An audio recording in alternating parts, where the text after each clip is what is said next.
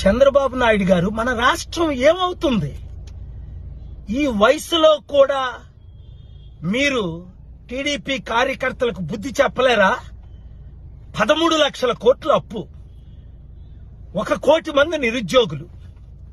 మీరు ఎలా గెలిచారో, ఎలా ఈవీఎంలు ట్యాంపర్ చేయించారో అని మీకు తెలుసు, నాకు తెలుసు, జగన్కు తెలుసు, ఎమ్మెల్యే కార్యకర్తలకు తెలియదు.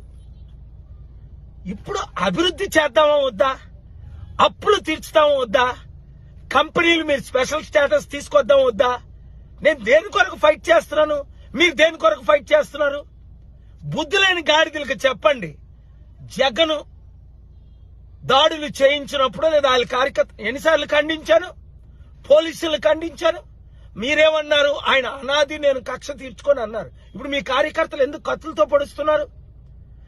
లా అండ్ ఆర్డర్ మెయింటైన్ చేయలేని మీరు 6 నెలల్లో ముఖ్యమంత్రిగా ఉండరు. నేను చెప్తున్నాను వినండి. అభివృద్ధి బాటలో మనం వెళ్దాం. ఆంధ్రప్రదేశ్ ను అమెరికా చేసినట్టు తీర్చిదిద్దాం. 100 అవసరమైతే 1000 కంపెనీలు తీసుకొద్దాం. కోర్టు నుంచి స్పెషల్ స్టేటస్ తీసుకొస్తాను. ఆల్రెడీ మోదీ గారి మీద ఒత్తిడి పెడుతున్నాం. ఎందుకు మనం చేయలేం అభివృద్ధి? ఇలాగ కొట్టుకు చంపుకుంటే ఎవడైనా వస్తాడా? ఇప్పుడు సుడాన్